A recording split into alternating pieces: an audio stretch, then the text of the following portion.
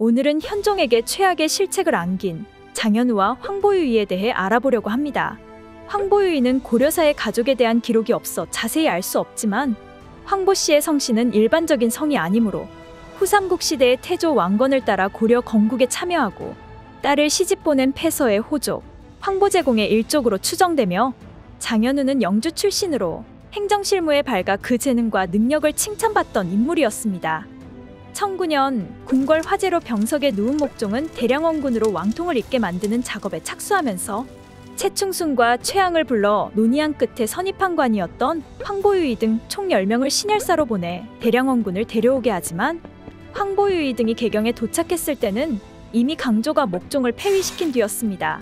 현종 즉위 후 벌어진 제2차 고려거란 전쟁에서 황보유이는 판관으로, 장현우는 행영도통부사로 통주 전투에 참여했는데, 통주 전투 패배 후 장현우는 현종의 몽진을 호종하며 다른 신하들이 도망갔을 때에도 끝까지 남아 호종하며 개경까지 다시 돌아온 기록이 남아있지만, 이 시기에 황보유이의 기록은 남아있지 않습니다.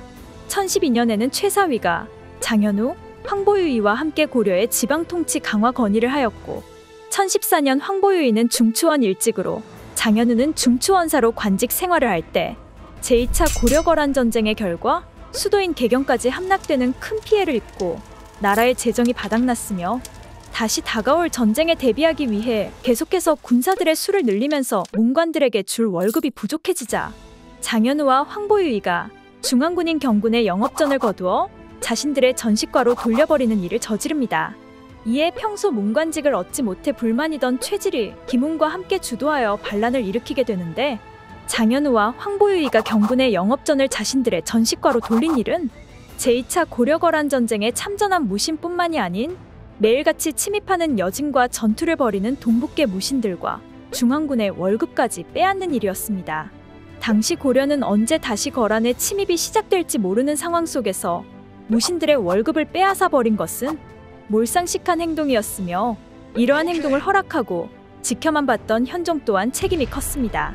반란을 일으킨 김웅과 최질은 중앙군 6위 중 여러 위의 군사들을 거느리고 북을 치고 함성을 지르며 궁궐에 난입했고, 장현우와 황보유이를 포박한 뒤 채찍질하고 매질하여 거의 다 죽게 만든 뒤 현종에게 이 둘의 제명 및 유배를 건의했는데, 현종은 이들이 자신을 해칠까 두려워 수락하면서 고려 역사상 최초의 무신정권이 세워지지만, 이듬해 1015년 이자림의 계책으로 서경 장락궁에서 여러 신하들을 위해 잔치를 베풀어 무신들이 취한 틈을 타 군사를 동원해 급습하여 김운, 최질 등 19명을 제거하자 이 소식을 들은 나머지 무신들도 항복하면서 고려사 최초의 무신정권은 약 4개월 만에 끝나게 됩니다. 유배를 갔던 황보유이와 장현우는 김운, 최질 등이 제거되면서 복직되는데, 1015년 6월 장현우는 복직되어 호부상서가 되었으나 반년도 지나지 않아 11월에 사망한 뒤 상서후복야로 추증됩니다. 1016년 황보유이는 급사중으로 복귀하고 1026년에는 어사대부에 임명되었으며, 1029년에는 왕가도, 이응보, 황주량 등과 함께 수도 개성에 나성을 쌓았고, 1032년 제구대 덕종대에는 참지정사에 임명되며 이부상서를 겸했고, 1034년 제10대 정종대에는 내사시랑 동내사문 합평장사를, 1036년에는 문화시랑 동내사문 합평장사를 역임하고 관직에서 은퇴한 뒤 1042년 정종대에 사망합니다. 황보유이와 장현우가 경군의 영업전을 자신들의 전식과로 돌린 일로 김운, 최질의 난이 일어난 것은 현종 재위기간 중에 일어난 최악의 실책으로 볼 수 있는 사건입니다.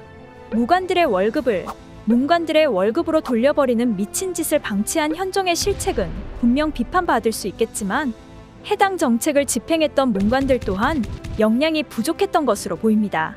고려사의 기록에서는 1010년에 전쟁이 일어난 이래로 군비가 증액되니 이로 말미암아 관리들의 녹봉이 부족하게 되었다.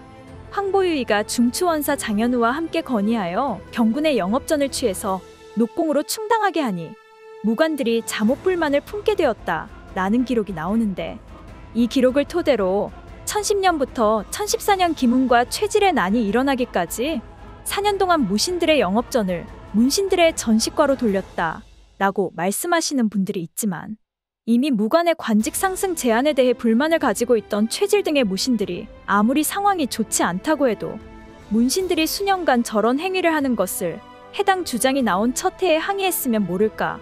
4년 동안 묵과할 리는 없었을 것이며 4년 동안 묵과하다가 난을 일으켰을 때 단순히 자신들의 월급을 빼앗아간 문신들만 유배를 보내는 것으로 끝내지는 않았을 것이라 생각됩니다. 영상이 유익하셨다면 구독과 좋아요 부탁드립니다. 감사합니다.